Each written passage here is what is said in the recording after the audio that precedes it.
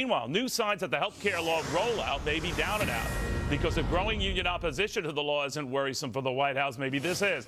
Because I want you to take a look at this picture of Politico here. This is not a typical view of CNBC. It shows a lone volunteer working the phones at a pro-Obamacare event in Virginia just yesterday. A whole lot of empty seats around her. Now, while it is not indicative of all of these types of events, as Politico reports, this was not a good start. And Dr. Ben Carson says it's just another reason to stop the whole health care law right now. By the way, I was just kidding about CNBC. I used to work there, love the people there. But having said that, Doctor, I mean, when you lose, for example, unions that were instrumental in getting this over the finish line, and now they're worried about their plans being taxed because they're especially generous, you've lost the final, the final wall of support, haven't you? Well, Nancy Pelosi said we have to pass it so we can see what's in it. We've had 3 years now to see what's in it. And the level of enthusiasm has not gone up. In fact, it's going down as people are finding out what's happening. And, this is not terribly surprising to me. But what has to happen is the people have to recognize that we can't just sit around and complain about it. We have to do something about it. The people are the ultimate bosses in this society, even though the government thinks that it is. And what everybody out there has to do is find out who your representative is. How did they vote? And if they supported this and they haven't publicly rejected that vote and pledged to do something about it, they should pay the consequences at the ballot box. That's how you change things. That's what Judge Roberts was saying.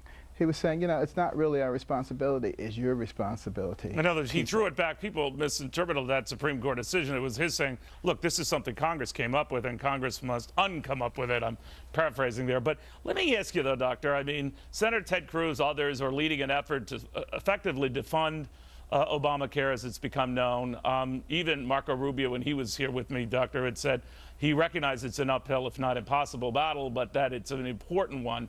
I tend to think that these kind of things waste time because you still have a Democratic president who no way in heck is going to sign on to that. So where do people go, or those in Congress go, to take the teeth out of this thing or kill this thing, if that's the goal? Well, what I would do is I would separate out the health care bill with all the other budgetary matters.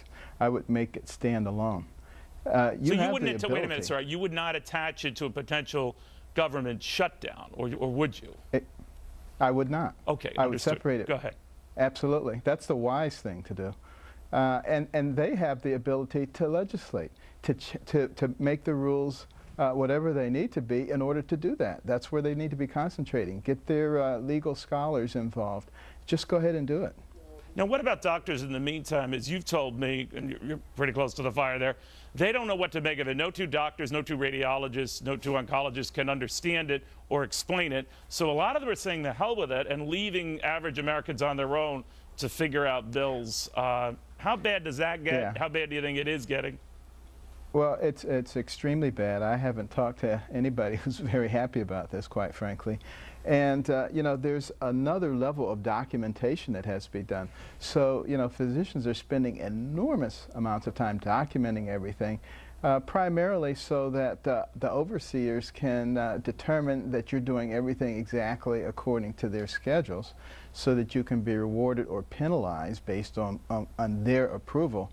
They have basically taken a lot of independence away from hospitals, away from physicians, and really have taken the joy out of it. Many people that I know who went into medicine did so because it would give them an opportunity to exercise their God-given talents and bringing their gifts of healing to people. And now they're being overseen and told what they can and cannot do. And it's quite miserable, and people are not enthusiastic about it. That's probably an understatement, Doctor. Thank you. Good seeing you again.